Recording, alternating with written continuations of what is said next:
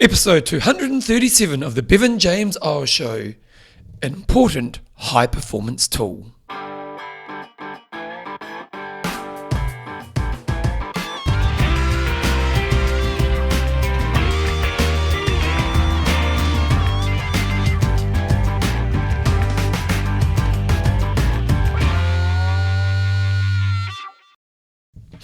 Radio team, welcome along to episode 237 of the Bevan James Eyles Show, your fortnightly podcast on the behaviours that create a lifetime love of exercise so you can get all the benefits that come alongside it.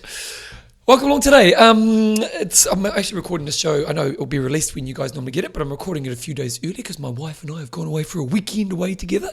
I'm a big believer in weekend aways with partners. There is an important thing to do in life because we're often caught up in the busy moments of life, and so you get that moment to kind of, reconnect, have some time together, do some cool experiences, and as this show is released, that's what I'm doing right now with Jo, my wife. Anyway, today's show, I got asked to do a talk presentation for a group of Les Mills instructors recently around high performance, and I've got to be honest, I really struggled with designing this talk because it's such a broad subject, and one thing I thought about is there's a kind of aspect of high performance which doesn't really get talked about.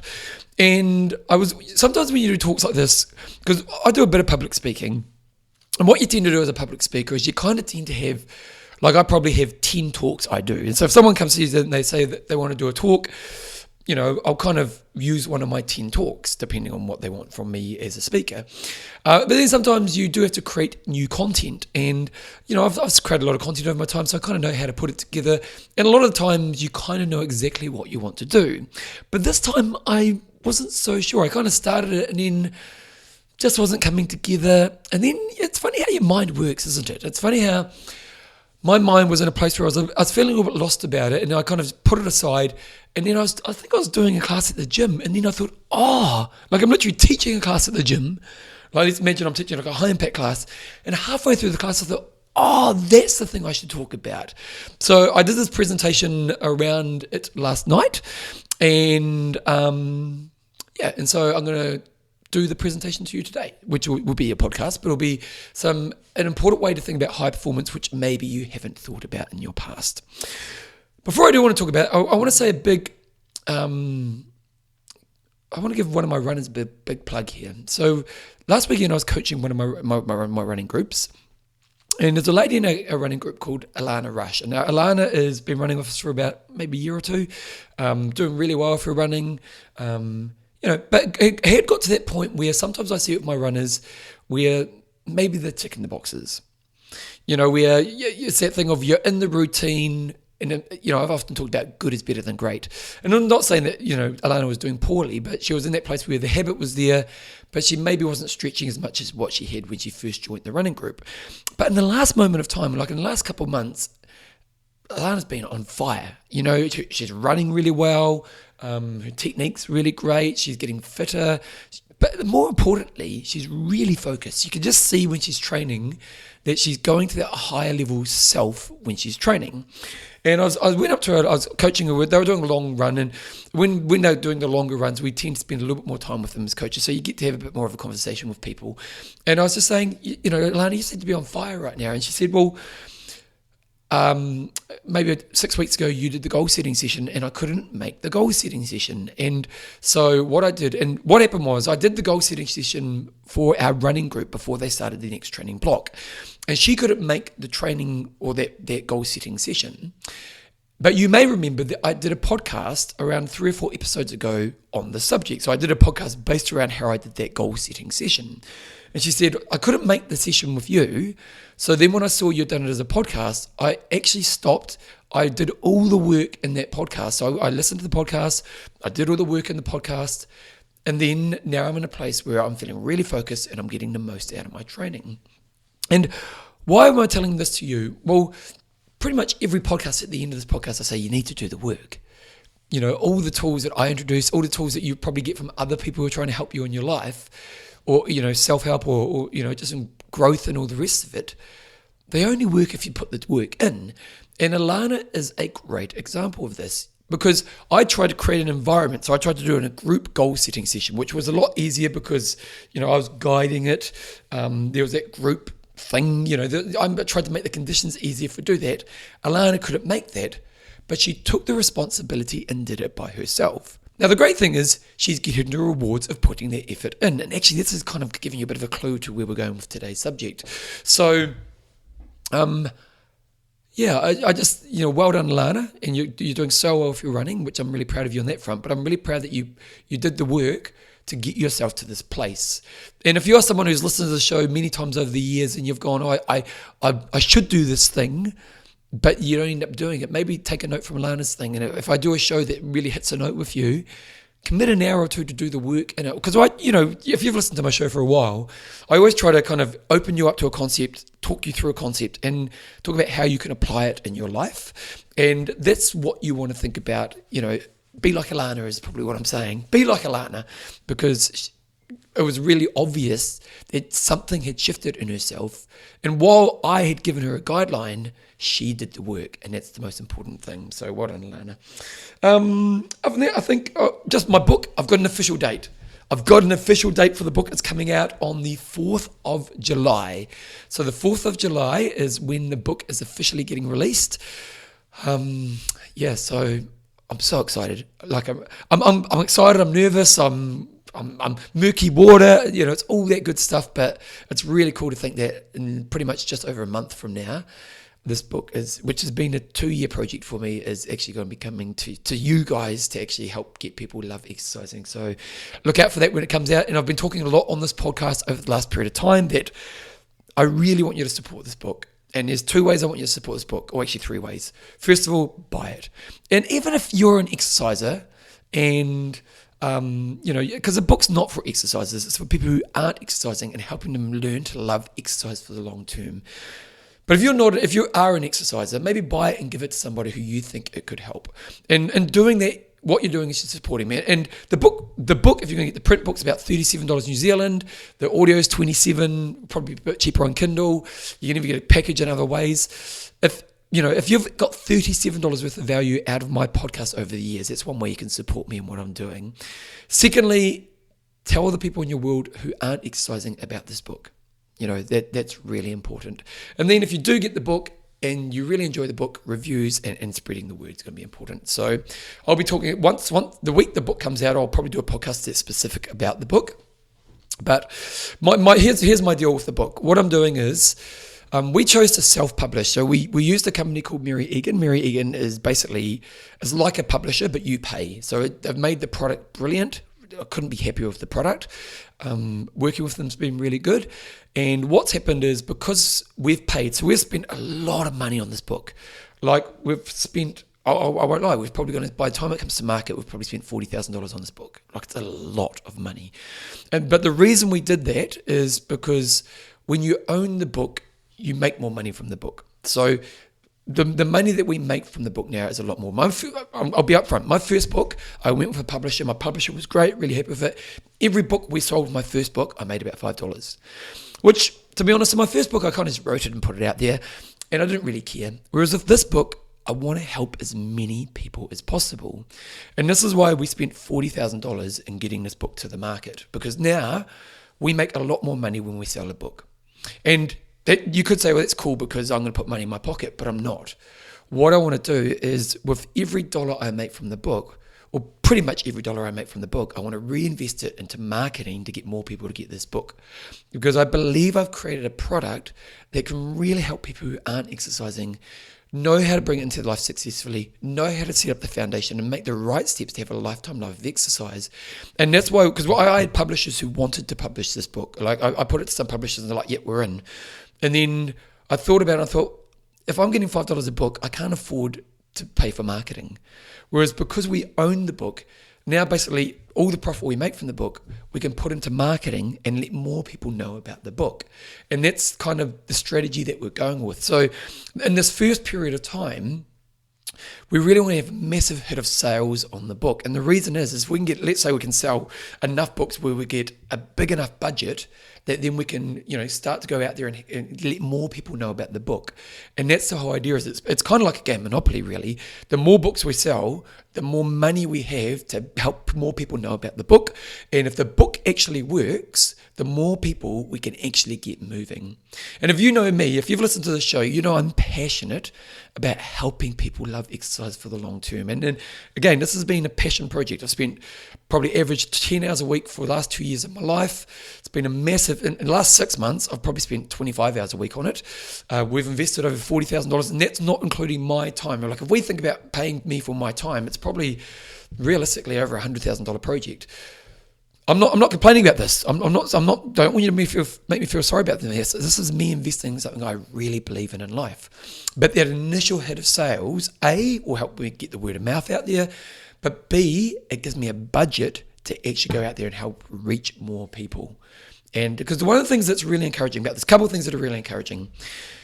Everyone who's seen the book so far have been overly complimentary. So my publisher, they think it's a great book. I've got my PR people working for me right now, and the PR people, this is really encouraging. The PR people in their team, they've got a team of people who work for them. And when I said to my publisher, she said, here's the PR company we work with. There's one lady who's kind of like the rock star. And they said, if you can get her, you're really lucky. Well, I had the meeting with the PR company, and they said, when we were showing the books that we got to work through over the next period of time, the rock star said, I want this book.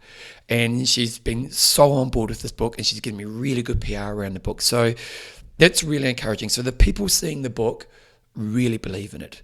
The next thing is anyone you tell about the book who's not exercising, say, I need this book.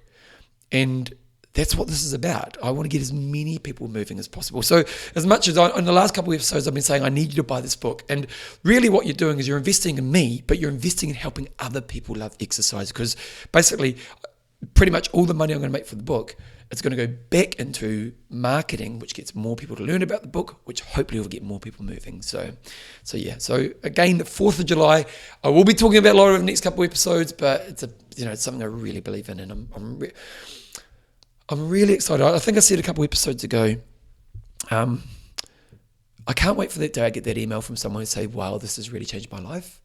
And I've got emails from many of you guys who listen to this podcast over the years saying, this thing you've done in this podcast has really helped me move forward.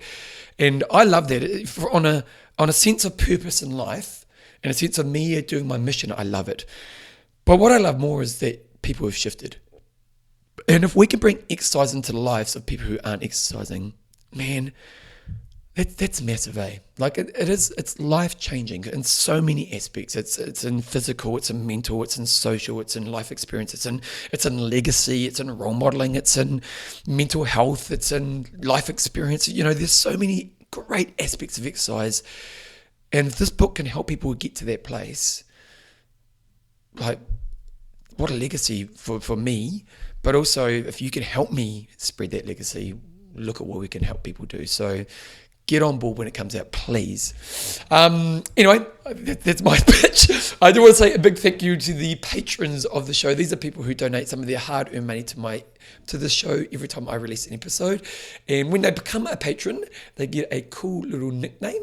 And these are some of the people who are patrons of the show. We've got Samantha Magic Johnson. I've seen Samantha's been doing some crazy adventuring lately. It's cool. We've got Sally Super Trooper Lamplu.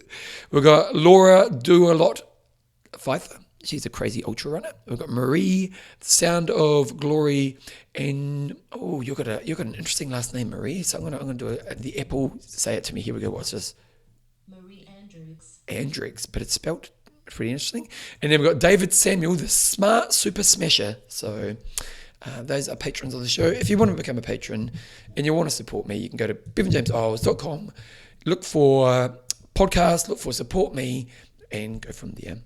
To be honest, at the moment, if you think about being a patron, maybe just wait and get my book. That's your game. Help me help others. Anyway, here is the main gist of the show.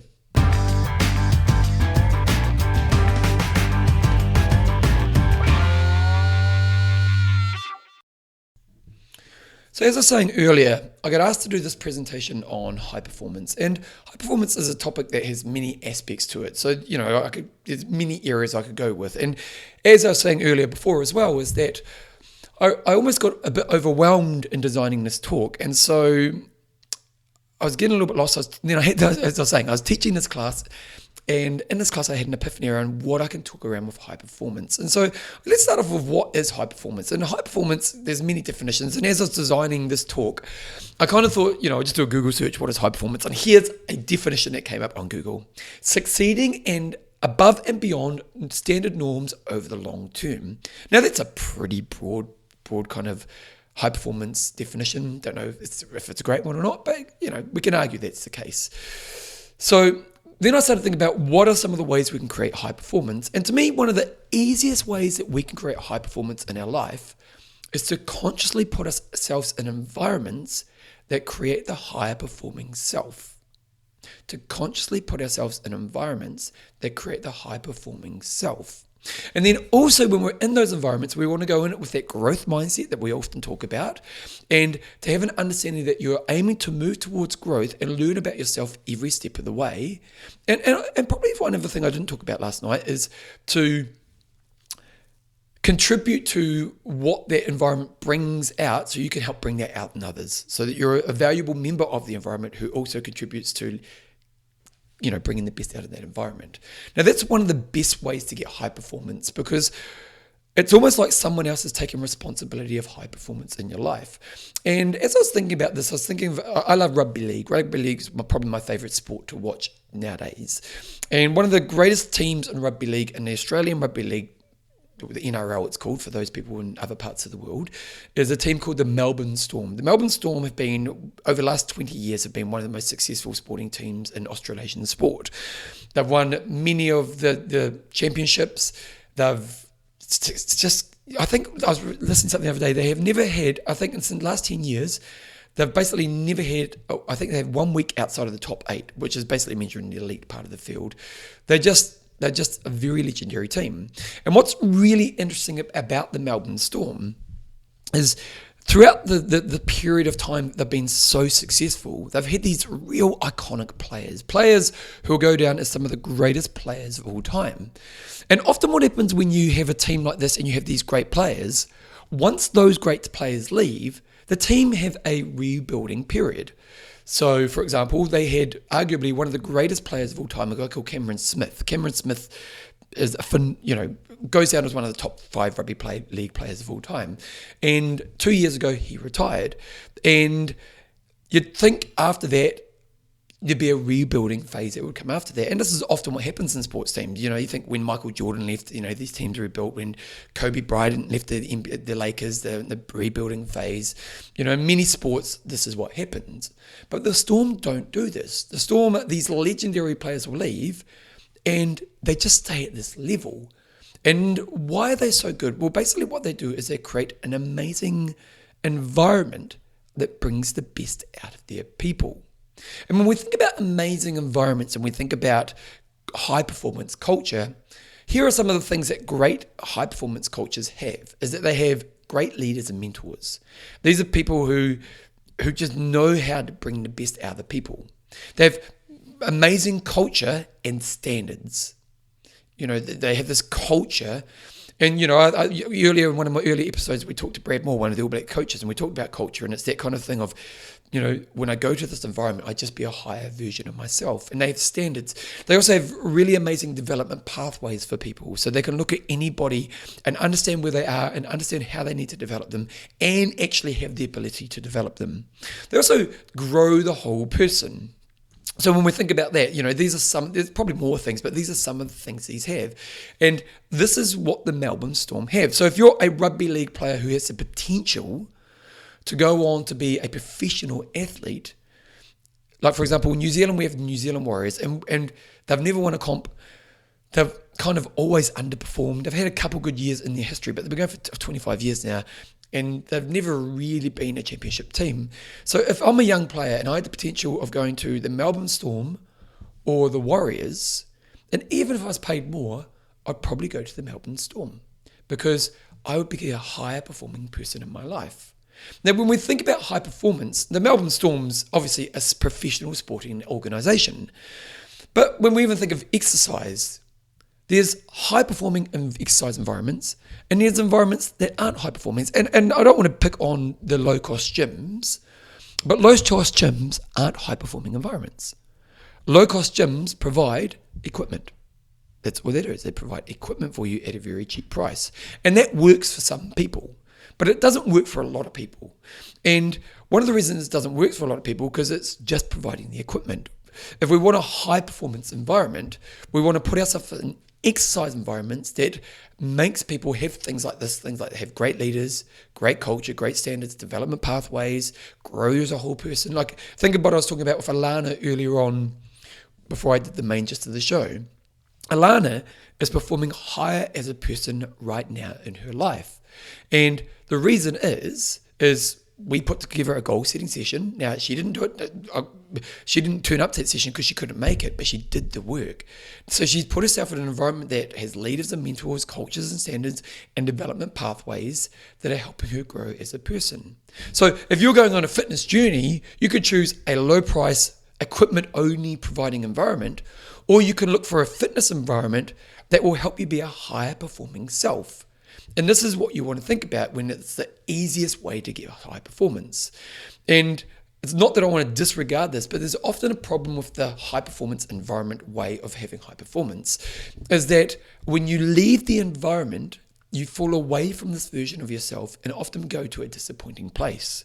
And interestingly, I was getting my haircut up in Auckland a couple of weeks ago, and I was telling the lady who was doing my haircut about my book. It's kind of my main conversation point right now in my life. And as I'm talking about my book, she started talking about a guy called Eric Murray. Now, New Zealanders will know who Eric Murray is. Eric Murray is arguably one of New Zealand's greatest athletes of all time. Him and a guy called Hamish Bond were two men rowers in Olympic rowing.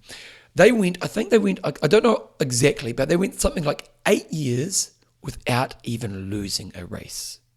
They won 2 Olympic gold medals. They didn't even lose a race. It wasn't like, they won the Olympics and in the interim they lost a couple of races. No, they were undefeated pretty much for 8 years. And then they retired winning the Olympic gold medal. Absolute legend. Like, absolute sporting legend. Once he's moved away from the sporting high-performance environment, he's put on a bit of weight. Now, I don't think Eric Murray's massively overweight, but he's put on weight. He's not the athlete he was. And this hairdresser was being a little bit critical of Eric Murray. She was saying it's disappointing that, since he's given up sport, he's kind of become an unhealthier version of himself. And I felt she was being a little bit unfair because here's my thoughts. Eric Murray probably went into a high-performance sporting environment around the age of around 17, 18. Like, rowing New Zealand probably picked up him around that age. And then from that moment until he retired, which was probably in his early 30s, I don't know exactly, but probably in his early 30s, he stopped being in a high-performance environment. Once he moved away from that high-performance environment, it was probably hard for him to maintain the level that he was with fitness. And why is this? Well, when you're in a high-performance environment, you've got mentors. He probably had, nutrition advice. He had an environment that actually had made him train hard every day. He would have had self-assessment along the way. He had all these tools and infrastructure that helped him perform to a higher level. And then he stops being an athlete, and overnight, it's like this rug's been pulled from underneath him, and suddenly it's not there. And this is sometimes the problem for people who are only reliant on high-performance environments. And you see this a lot with athletes who move away from high-performance environments, that a lot of athletes, unfortunately, once they finish their sport, aren't actually high-performance people from that moment forward in their life. And this can be one of the problems of high-performance environments. Now, it's not saying that you shouldn't be looking for high-performance environments, and I actually think it's one of the keys to high performance is put yourself in environments that bring the best out of you. But with this in mind, we also want to develop what I call individual self-management. And this is the ability to consistently function at a higher level in your life. And when I talk about this, I'm not just talking about in one area of your life. To consistently function at a high area in many areas of your life. So it would be things like health and fitness. It would be your career. It would be hobbies. It would be your relationships in your life. Like, you know that person, you know that person in your life who just has it all together. You know, the person who has it in a place where they've just got it all together. They're good in their career, they're healthy, they've great relationships, they're content in themselves. You know, it's that person who you know that whatever they do next, they're going to be successful in. That to me, they're individually self-managed, high-performing people. And some of the concepts I'm going to talk about today, because I based this around this talk I did last night, but you wouldn't know because I would have talked about it on the show. But to me, high performance there's two ways to think about this.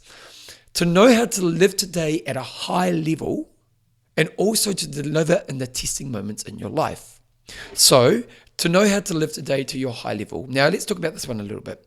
So, it's that thing that I often talk about is, how often do you go to bed 100% satisfied with your day? And is this something you create in your life, or is it a fluke?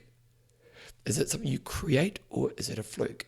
So sometimes a lot of people, well, I'm going to say this, for some people, they go to bed feeling dissatisfied with their day. And let's think of what that day looked like. It probably means that they made bad choices around things like nutrition and health. Probably means they spent way too much time on social media or watching TV or just kind of doing something that was kind of unsatisfying. Probably means they mucked around at work. Probably means they did things where they stayed in a behavior for too long. So it might have been that they ate too much food or they watched too much TV for too long. Probably means that they didn't do something they know they should have done. So that's kind of the unsatisfactory day. And then if we flip it on its head and say that day which you absolutely go to bed, go, man, I smashed today, probably mean you made healthy decisions. It probably mean you were productive at work. It probably mean you had stimulating conversations. It probably meant that you did something that kind of nurtured you healthily after work. You know, when we think of the good day, that's what we're thinking about. And high-performing people know how to create that day. And here's the key thing with this. It's not something that's a fluke. It's something they create. And then the other thing we want to think about is they deliver in testing moments. And what I mean by this is that they, if they do a running race, they actually deliver. If they have to do a big presentation at work, they deliver. If they have to have a hard conversation, which has to have some really big thought, they deliver. Where if they do a hobby and they have to test themselves with their hobby, they deliver. So in the testing moments, in the actual moment when you're actually going to have to deliver in a moment, high performers deliver in this moment as well. And that's why I like to think of high performance in two ways. It's kind of the ability to be a high functioning person on my day-to-day life, and to be someone who delivers in the key moments where I'm tested in my life. And if we go back to this thing of, is this something you create or is it a fluke? Because for some people, it's a fluke. They do have the day where they feel really satisfied, but it's not a consistent experience. It kind of happens occasionally. Whereas when we think of that high-performing person, they consistently sit in this place in their life, and the tools and structure that help them be this person. It's not a fluke. They know how to do it. And with this in mind, this is what I want you to think about for yourself. So if you're reflecting upon yourself right now, and we go back to that question of how often you go to be 100% satisfied in your day, what mark would you give yourself? And for some of you guys, it will be really high. And I guarantee if you ask somebody who's giving it really high, is that it's something you create. And when it comes to your testing moments, do you deliver? Do you deliver? It's a really important question to think about. And for those people who do, I guarantee you've got good tools that take you to that place. And for those who are listening to this right now and going, maybe not so much, then this is maybe where we want to go with today's talk. So when we think about high performance, one area I talked about is putting yourself in environments. But the area I'm talking about today is your ability to be a high-performing self-manager. A high-performing self-manager. Now, with this in mind, as we're talking right now, I want you to think of 2 times in your life where you performed at high levels. And I want you to look at this in 2 ways. One is the testing moment. So it might be that you delivered on an exam that was a really hard exam for you. It might be a sporting achievement. It might be a presentation at work or a chunky work project. It might be a relationship thing, whatever. When you delivered in that moment, I want you to identify a moment like that. So as you're listening to me right now, take a moment and think, okay, this moment here. And then also I want you to think about a day where you were in kind of that flow state. That day when you went to bed 100% satisfied with your day. You woke up in the morning, you got up at the right time, you've seemed focused all day, you made the good choices around health and fitness, you're productive at work, when you connected with people was in really great ways. Everything you did that day, you go to bed that day and you just go, you know what, I smashed that day. Now, I guarantee you've had those days. We all have. We've all had good days and we've all had bad days as well. And we've all had moments where we've tested ourselves and delivered as well. So I know you've had those experiences in your life. So then the second thing to think about is what created those outcomes for you when you delivered on that testing moment. When you reflect back on that, what were the things you actually did that created that for you? When we think of the day of flow state, what created that for you? Now, one thing I'm thinking, and there would have been many things, let's be honest. There would have been many aspects for both of those, for the key moment of delivery and for the flow state day. But the concept I want to talk to, that I'm going to go deep into today, which is called you delivered on your high, or what I'm going to call your effort moments. Your effort moments. And an analogy I want to give here is the weight loss journey. So the weight loss journey is an interesting journey because a weight loss journey takes a lot of effort over a long period of time. And a good effort moment for a weight loss journey is food planning. If you want to lose weight, one of the best things you can do is commit an hour or two a week to plan your food. Now that can be looked at as in many ways. It could be as simple as planning a food diary for your week. It could go as full on as actually, like I know people I've worked with who literally on a Sunday afternoon will make all their meals for a week. Now, why is this a really good strategy? Well, if you plan all your meals for a week, then when it comes time to eat your meals, you don't have to think. It's all packaged up. You've probably made good choices around portion sizes and the types of food you're putting in your body. You know what time you're going to eat it. You just grab the food and you eat it. If you don't put that effort in, then what's going to happen is the moment you come to eat, you now have to make choices. And if you haven't planned your food, you might just go to a takeaway place close to work. And if you go to a takeaway place, let's be honest, we tend to make bad choices. We'll tend to make the wrong type of food, portion sizes will be bigger, and so on and so on.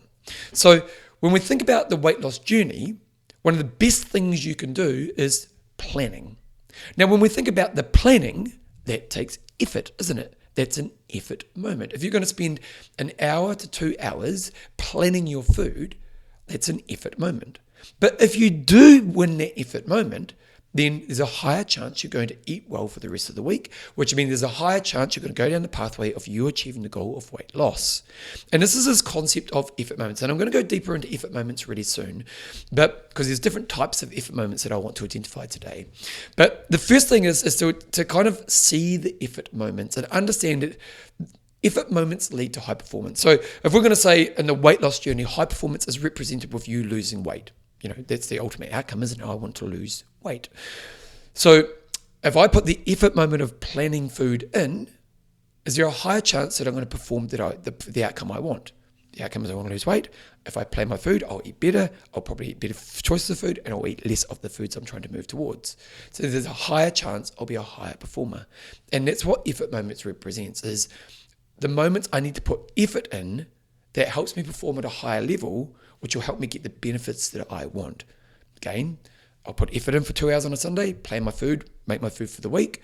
And the moment I have to perform, I eat better food, which means I get the outcome I desire, which is eating less food. Now, with this in mind, I want to talk a little bit about the benefits before the next area I want to break down. So first of all, what are the benefits of effort moments? Well, you build trust and confidence in yourself. Because if you can consistently, again, I'll talk to the weight loss journey at the moment. If you can consistently every Sunday plan your food, you're going to start to see the scales go down, and you're going to start to build confidence that you're going to get to your end point. So you build confidence and trust in yourself. The next area is higher level outcomes. And now this is probably not so much a weight loss journey thing, but when you're a high performer, you get higher level outcomes. And this is a really important thing to think about. A high performer gets higher level outcomes, so they achieve bigger goals. They get better results. As simple as that. higher performers get better opportunities. When you're a high performer, people knock on your door for opportunities. And this is in all areas of your life. Think about when the people you know who's climbing up the ladder quickly in your life. It might be in your career, it might be in hobby or whatever. These people often tend to be people who are high performers because people above them see this person's a high performer. I need to give this person the next opportunity. So you get more opportunity. You get a better lived experience. I think this is a really important thing. You know, often in life we think about happiness as the goal. I don't know if happiness is the goal. I think living a rich experience where you have all types of satisfying experiences is important for you. And when you sit in a high performance place, you tend to have a higher or better lived experience. You also have a better mind space. Because if you've got inner trust and confidence and you're having better outcomes, better opportunities and better lived experience, where is your mind space? It's in a better place. And so with this in mind, these are some of the benefits. Oh, actually a couple other quick ones.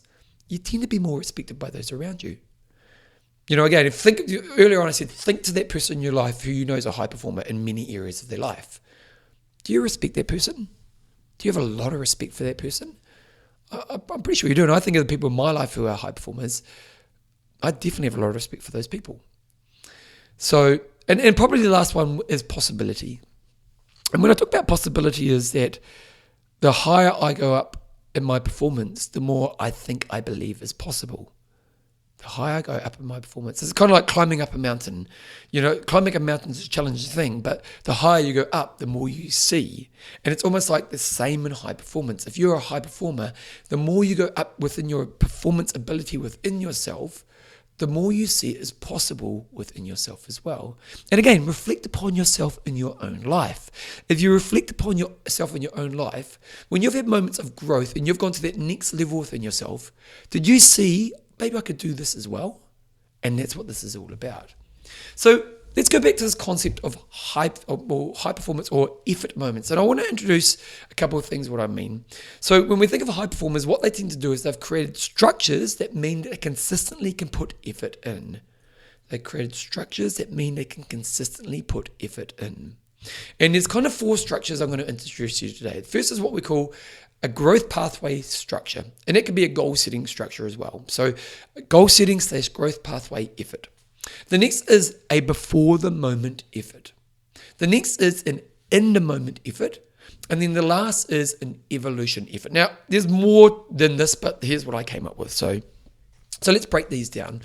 So a goal setting or growth pathway effort. Now, what this is saying is basically you committing time in your life to put effort in to developing a growth pathway for yourself. Now, we can call this goal setting, we can call this growth pathway, but you know what I mean. And the real key thing when we think about effort moments is putting the effort into the goal setting. Putting the effort into the goal setting. And I'm going to talk a lot about myself right now because this is my experience of it. Basically, every 3 or 4 months of my life, I sit down and I do a goal setting session. And what that does is it sets my direction up for the next moment in my life. And it's a really important thing that I've done for over 20 years of my life. I sit down, I go, where am I right now? And I go through these series of questions and thoughts and problem solving to work out what I want to try to get out of the next block of time in my life. Now, we could talk about goal setting, and I'll talk about a couple of things to think about here. But the real thing I want you to think about is putting aside the effort to do a goal setting session. Now, you may be somebody who does a goal setting session. Again, if you are, massive high five to you. But a goal setting session is that thing that people will think they should do, and a lot of people don't end up doing. And that's where, again, going back to Alana earlier in the episode, that's why I'm so proud of Alana, is because she couldn't make the session that I designed for her to do with the group. She just couldn't make that time. But she put the effort in that by herself, and now she's experiencing high performance in her life. She's a perfect example of an effort moment. She put the effort in for a goal setting session, and now she's experiencing the reward. Now, I kind of, as I was doing this presentation last night, I kind of talked about some things to think about within a goal setting session. And I'm not going to give you a goal setting framework, although you can go sit back and listen to that one that I did a few episodes ago. But basically, a couple of things to think about. First of all, a goal setting session should always start with who am I? All growth forward should be moving you deeper into the alignment of self and moving a deeper evolution of what that is. The next thing is that it probably needs to determine where you are and how you want to grow over the next period of time. And it needs to consider your whole life. One thing we don't want to create is a one-dimensional person. And so a goal-setting session should consider things like career, health, hobby, connection, and so on. There should be a deep reflection and assessment part of it. A deep reflection and assessment part of it. It should set you on the right path based on some of the things I've just talked about. It also needs to understand your own life. So for example, if you're a parent and you don't consider the responsibilities of that you have to bring to your family, and that would be financially, that would be, the commitment to your children and so on, then that's not a very wise goal setting session. So it needs to understand your life, so then you create a pathway that is the right stretch for the time frames that you have and the understanding of your life. And that's the last point. The last point is to create a pathway that has the right stretch. And what I mean by that is it's growing you in a way that's stimulating, but also realistic for the time frame that you have in front of you. So it's not too much of a stretch so you'll just give up on day one, but it's also not too easy that you're not actually stimulated along the way. Now, a good goal setting session should explore things like that. There's probably more, and there's different frameworks out there to do that. But the most important thing I'm trying to talk about here today is putting the effort in to do the goal setting session. Now, I'll be honest, my goal setting moment, which I tend to do every 3 to 4 months, is a 4 to 8 hour process. A 4 to 8 hour process. Like, it'd be interesting to talk to Alana.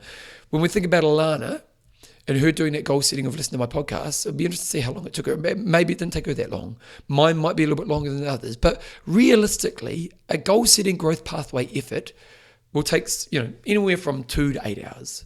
Now, that's a lot of effort, isn't it? But what are the rewards of that effort? And again, Alana's a great example of this. She's in a place now where she's performing at a much higher level as an athlete. And it's awesome talking to her about how she's feeling about herself, because she put that effort in, a moment of effort, that growth pathway effort, which has put her in a place that she's in right now. So the first area of effort moments to think about is the growth pathway effort. And are you putting the effort in there? Now, if you are, massive high five. And you may have had moments in the past where you've done this thing, you haven't been consistent with it. So you might have in the past had a growth pathway session, but it hasn't been consistent. So there's probably different scales of people listening to this. There's someone who's never done it. There's people who sometimes do it. There's people who do it consistently. And you might sit somewhere on that scale. What I'm really trying to encourage is a commitment to 4 to 8 hours, or 2 to 4, however long it takes, every, time frame that works for you. Could be 4 to 6 months of your life. Do you think that if you made that commitment of that effort of 4 to 8 hours every 3 to 4, 6, whatever time period works for you, that you'd be a higher performer in your life? It was interesting. I was watching Richie McCaw. Now, Richie McCaw, for those people around the world who listen to this, don't know rugby, Richie McCaw is arguably one of the greatest rugby players of all time. And he's got a documentary, and in it you watch him doing his goals, and he's literally got a school book. Think of a book that you'd write in it, with lines and, just basic blank book with lines on it from school. And here he is writing out his goals. He's got a commitment to a growth pathway moment, and he puts the effort into that moment. And it's one of the reasons he's a high performer. Now, when we think about the goal setting process, for you, how you're going to do it, you'll learn along the way. So I'm not going to go too much on the goal setting process. You can go listen to the episode a few weeks ago, but the more important message I want you to say is, what's your ability to put the effort in every 3 or 4 months, or the time frame that works for you. The next effort moment we're going to talk about is what I call the before the moment effort. And I'm going to talk a little bit myself here. And again, if you've listened to this show a lot over the years, you'll probably hear stuff I've talked about before. But basically, the before the moment effort is what you do before the moment you're going to experience the thing. And again, we can do this in two ways. If we think back to that definition I talked about earlier, that definition of living today really well, and the high performance moment where you get tested. And I'm going to share a couple examples. So the high performance moment. So recently I went up to Auckland to do a body attack filming for Les Mills. I did body attack 117. And I watched my last piece of work with them, and I determined there was a couple areas that I wanted to evolve in. So I did an assessment first, and I realized there was one track in particular I really wanted to work on my contrast. And contrast is the ability to kind of emotionally and physically and vocally create a journey when you're presenting. And in my last release, I did a good job, but I didn't think I did a great job. And so one of the areas that I really wanted to focus on was this idea of contrast. And there was a couple of areas I wanted to work on as well. Now, I was in Auckland for 5 days, and each day we had about 3 hours of work we had to do with the rest of the team. So it was kind of that. And then I'd go back to my hotel room, and not a word of a lie, I said literally I had like a 2 meter area, not even 2 meter, like a 1 meter area, where I stood in front of the mirror on the kind of just think like a cupboard. They had a mirror in front of it. I stood in front of that mirror for over 20 hours, practicing how I was going to deliver that presentation in my key moment. Practicing how I was going to deliver in that key moment. Now, I've done these for 20 years, and actually, interestingly, last night when I did this presentation afterwards, people ask you questions, and Natalie, who I had on the podcast a while ago, that young PT who was an amazing interview, she said to me, Bevan, I couldn't believe you did that 20 hours of work. You've done this for so long. You know your game. You'd expect you to go along and just kind of know how to get along and do it. And it was like, but that's the effort I needed to put in to evolve as a person, to actually get on that DVD and perform at a level that I want to be a high performer. That was the level of effort that I needed to put in to deliver that. And that's what it took. That was the before the moment effort. So when I got on stage and got in front of all the production and TV cameras and all the rest of it, I was able to deliver the standard that I wanted to deliver. So why was I able to do that? Because I put all the effort before. Now that's the key moment. Oh, my wife's just closed my door. If you hear that creak in the background, that's the key moment. That was so that's like if you're going for a race, all those effort moments you need to put in. If you're doing a presentation at work, it's all those before the moments, before you turn on the projector and you do that presentation, it's all the things you do. Now, also, when we think about before moment is how do I live today well? And if we go back to that concept of me having a higher percentage rate where I go to bed feeling really satisfied, there's before moment, more for effort moments that go into that as well. And again, one thing I don't want to sound is like I'm a bloody genius, because I struggle with these things as well, and it's not that I'm perfect, but I'm going to talk about my process right now. So, I'd had my weekly meeting. I don't need to talk too much about you with this, because you've probably heard me talk about this in the show, but my weekly meeting is me about planning my week around my whole life, in line with my goals, around how I want to use my time this week to get the most out of my time. That is a before effort, isn't it? It's me spending 30 to 50 minutes before I actually go into my week. And then in my morning, I read my Bevan book, I look at my objectives for the week, I write down my objectives for the day, I plan my day before I start to live my day. What is that? That's a before the moment effort. So before I even start my day, I put some effort in to set myself up for success in my day. And that's what we want to think about when we think about before effort. Before effort are the things you do before you actually have the experience, on both the testing moments and the day-to-day way. Now, I'll just throw a couple ideas around how you can become good at before effort. So first of all, one is planning an organization. So for me, it's that weekly meeting. It's that setting objectives in the morning. It's me scanning my diary before I start my day. Second one is the defining moments tool. And I've done a big podcast on this years ago, so you may want to go search on that. But it's basically scanning your day for the 2 or 3 key moments where you have to bring your A game. And then preloading what you're going to do at that moment. That's a pretty simple way of defining that. Another way to be great at before effort is great communication with your world. Like if you are a parent, and you need to be going out the door and going for a run at 5 o'clock, and you've got a partner or someone who helps you with the kids, if you don't communicate with those people, there's a chance they won't turn up on time, which means you might not go for your run, or you do it flustered in a way where you won't hit your objective. Whereas if you communicate well with those people in your world, they'll turn up on time, you can hit your objective. Another one, let's be honest, weight loss. One of the hardest things in a weight loss journey is because other people make choices, you make choices as well. So it could be that your partner eats a lot more food with you than you, and they can. And so when it comes to dinner time, they overload their plate and you've got this portion size, and so you feel a bit, it's a bit hard for you. So you could communicate with them as how can they support you in that time, which is more considerate and more supportive of you making better choices. Or when you go out socially with your partner, how could you communicate with your partner that, or even your friends, that actually I'm on this weight loss journey, and one thing you could support me is to not ask if I want dessert. That's a really good before effort thing to do, which will make you successful in your moment. Things like mental prep. Like if you're doing a hard session at the gym, if you go into it and don't do any mental prep, the chances of you performing at a high level are less. Setting objectives for your time. I've talked a little bit of that. Setting the right mental energy. Like if you've got a testing moment in your day, would you put that testing moment at a moment in your day where you're going to be tired? Like, do you think that's a wise strategy? Or would you put either the testing moment at a time where you have better energy, or would you do a recharge before you have that testing moment in your day? Now, obviously, that's a good thing to do before your moment of effort. And then obviously what we're trying to do is we're trying to problem solve and evolve this moving forward. But do you believe that if you were to be really good in these areas, things like planning, defining moments, communication, mental prep, objectives, right mental energy, that in the moment of effort, you'd be able to perform at a higher level?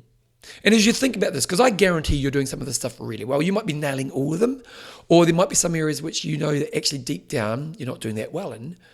If you were to improve this area, do you think you perform at a higher level?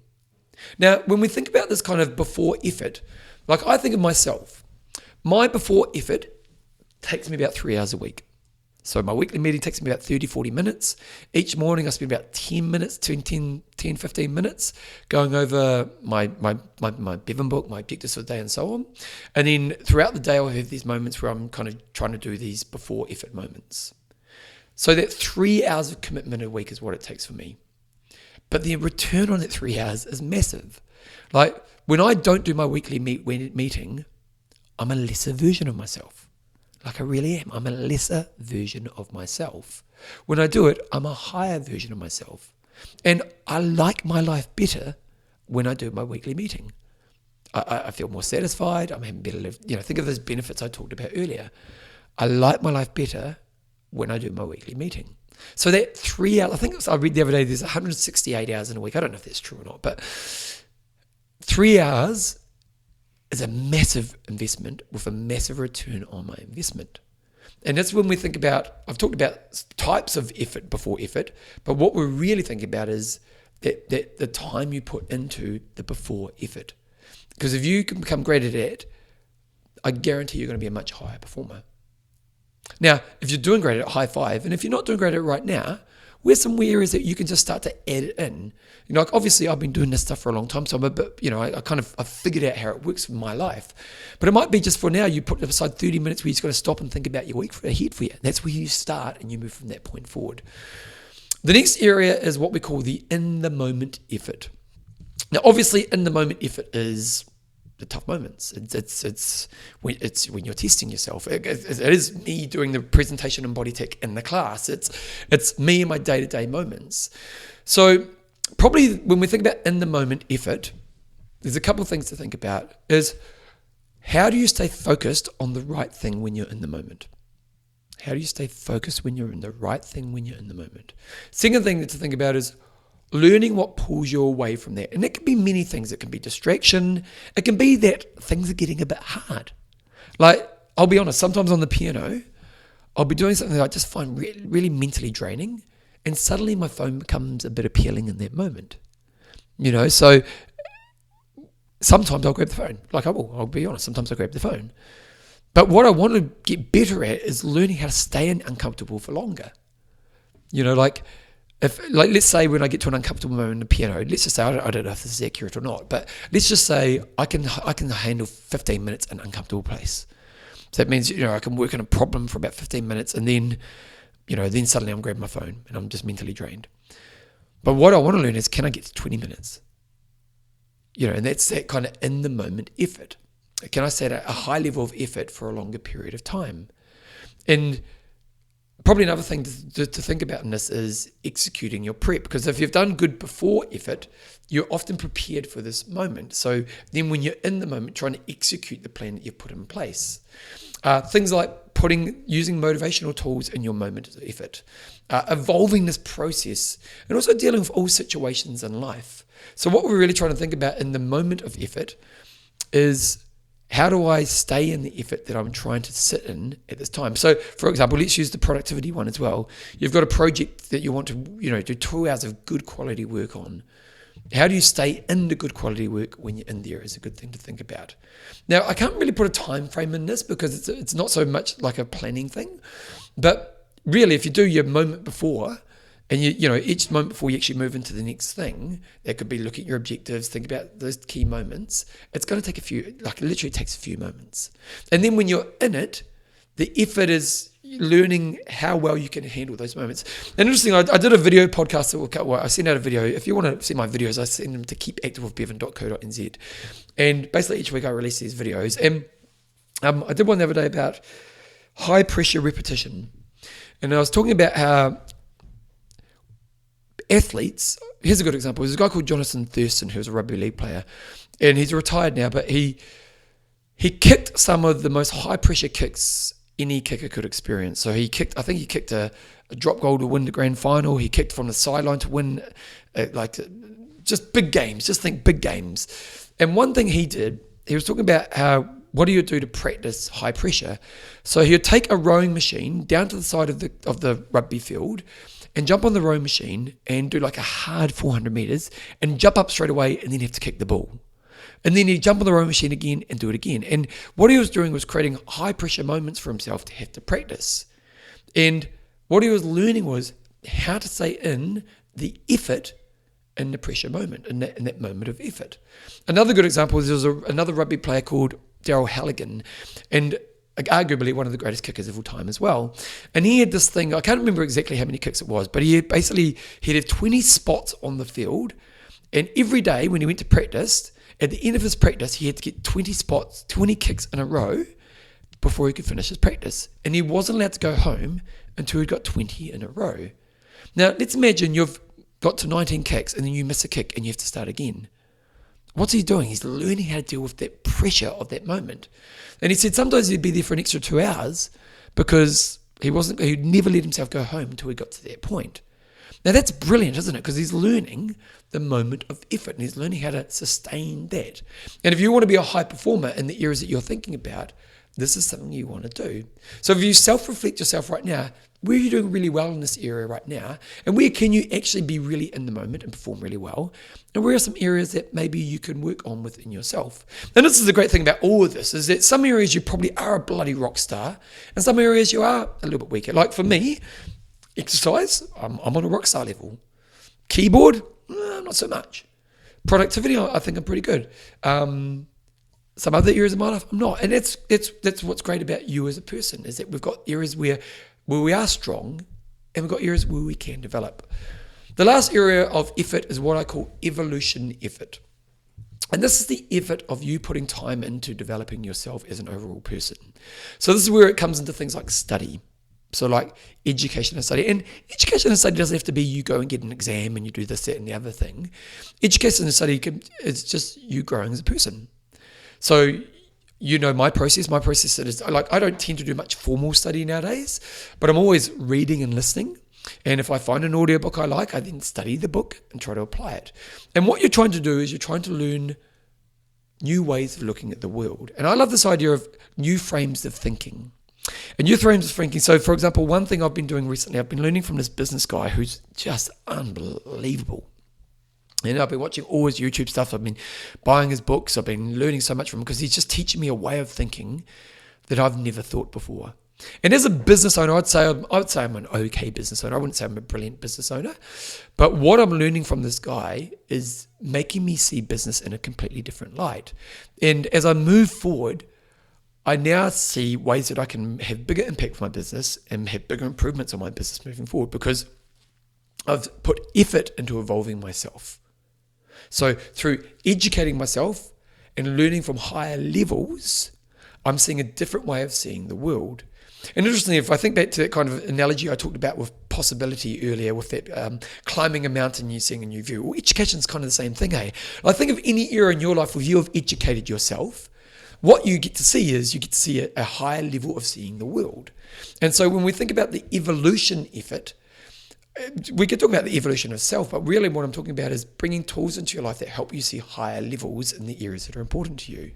And that can be your career, that can be your hobby, that can be relationship, it could be many different areas of your life.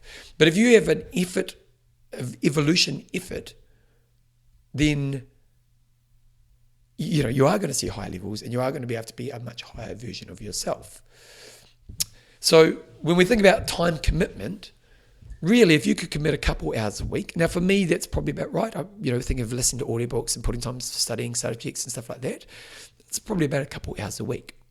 Now, when we think about this, so the 4 areas I've introduced today is growth pathway effort, before the moment effort, in the moment effort, and evolution effort. Here's the thing. All of this sounds like a lot of effort, doesn't it? Like all of it sounds a lot of effort.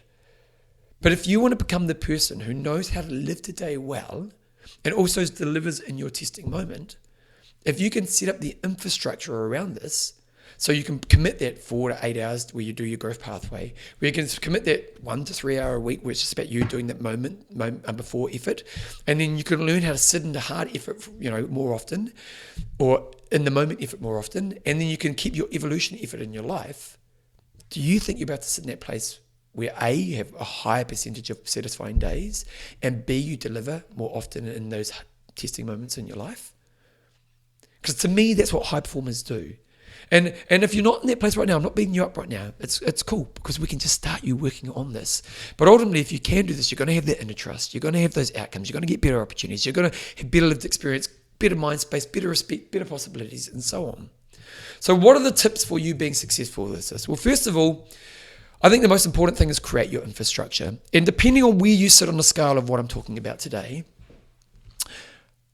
I think the first thing to say is, if you're someone this is totally new to you, the best place to start is just to commit half an hour a week to yourself. Commit half an hour a week. Put aside 30 minutes a week where you go, you know what, I'm just going to do some work on myself. Now, over time, if you commit to that and you start to evolve that and commit more time and energy to this kind of effort kind of thinking, you will get to a place where it's a much more evolved thing and it is taking to a much higher level. But if you are at the beginning, just making that commitment to like a little bit of time each week that you're not going to compromise on. Secondly, make them a habit. So if I do reflect upon myself, my weekly meetings are a habit, my morning meetings are a habit. These things are just things that, and to be honest, once they become a habit, they're less of an effort. Like, I don't have to put much effort to do my weekly meeting nowadays because it just kind of happens.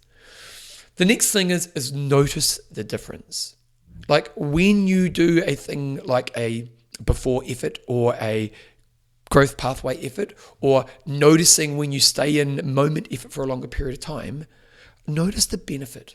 Because the better you can become at understanding the benefit, the more you want to do the thing. And eventually it seems stupid to not do the thing. Like for me, to not do a weekly meeting is me going to myself, I want to be a 60% version of myself this week.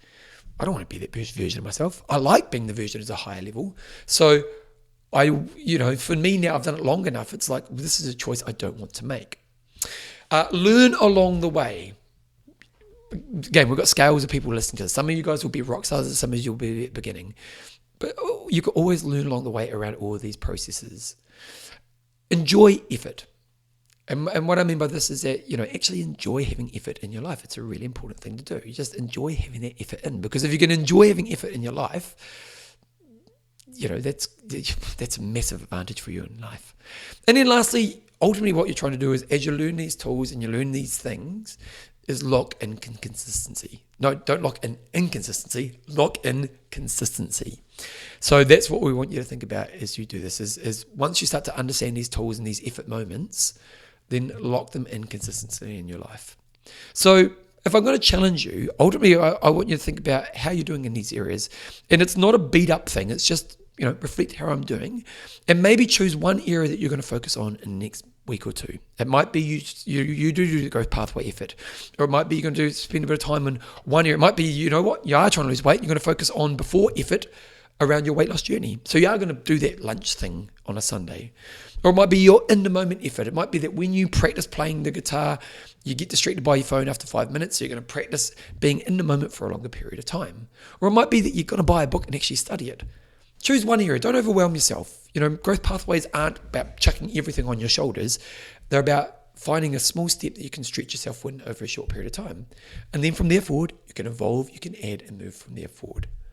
So to recap, to be a high performer, there's many ways. One good way to be a high performer is to be somebody who goes to high performance environments. And I still encourage doing this. But also what we want to become is a great self-manager of high performance.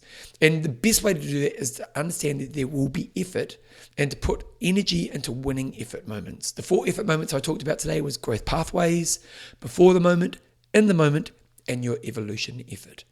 If you can become great at these and evolve these as you walk down your pathway, you being a high performer is guaranteed, and you'll get amazing benefits for the rest of your life. And also, how do I always finish this? I go, you'll be a higher version of yourself.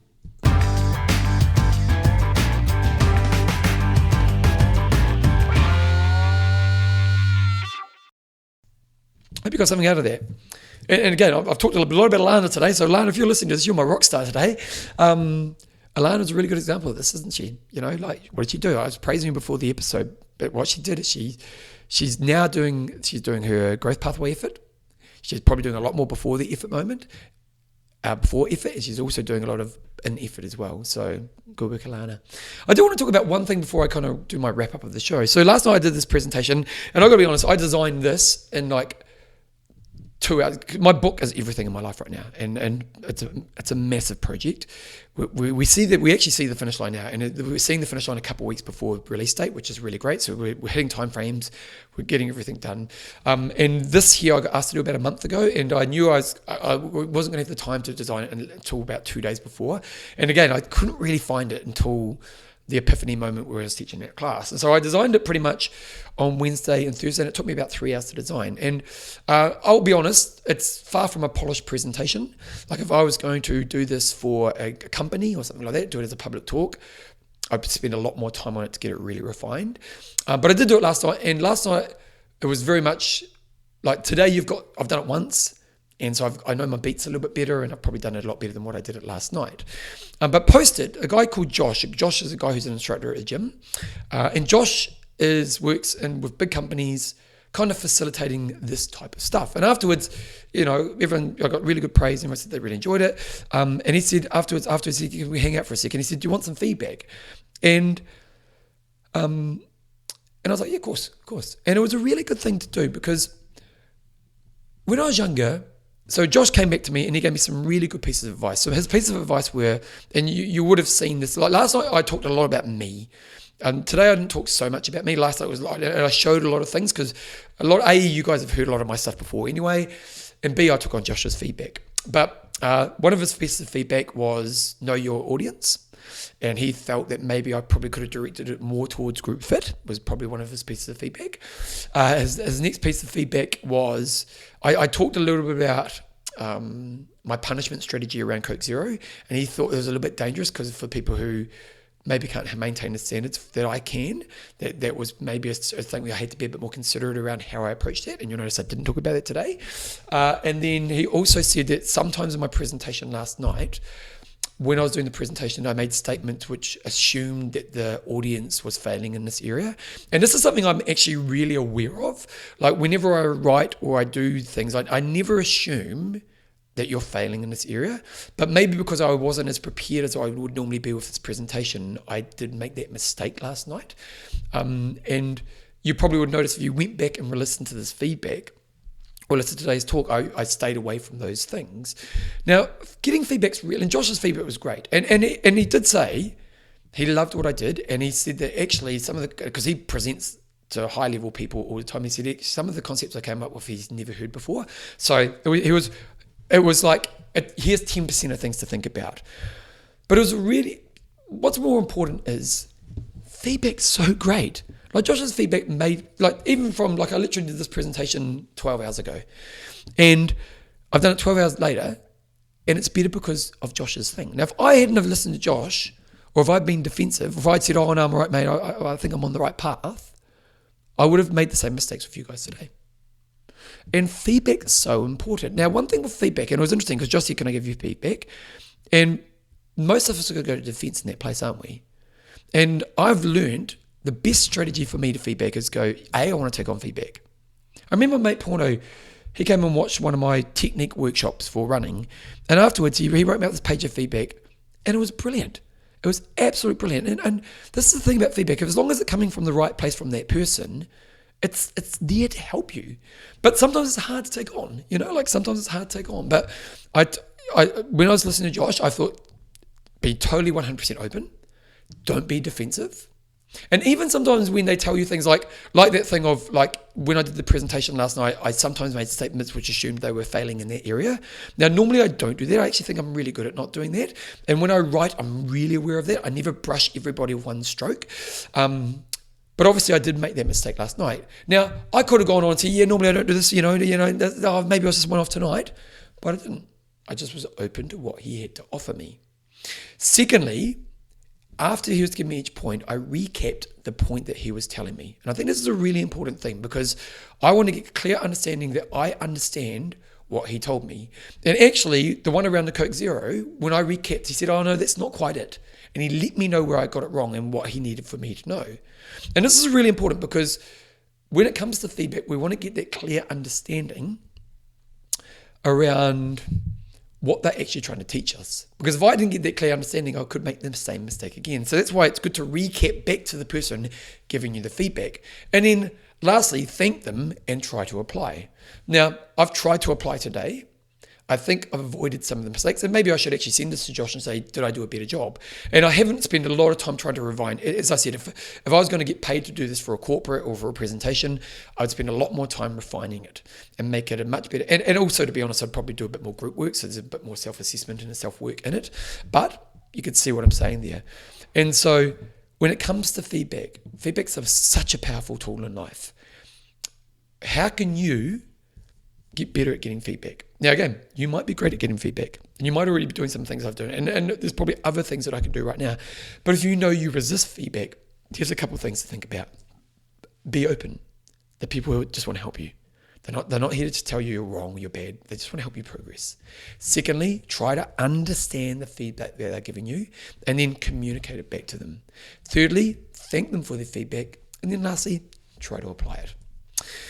Anyway, that's the main gist of today's show done. I want to say a big thank you to the patrons. If you do want to support the show, one way you can do that is go on your pod feeder and give it a review. The book is coming out. I am going to ask you to buy it because I want to help as many people as possible.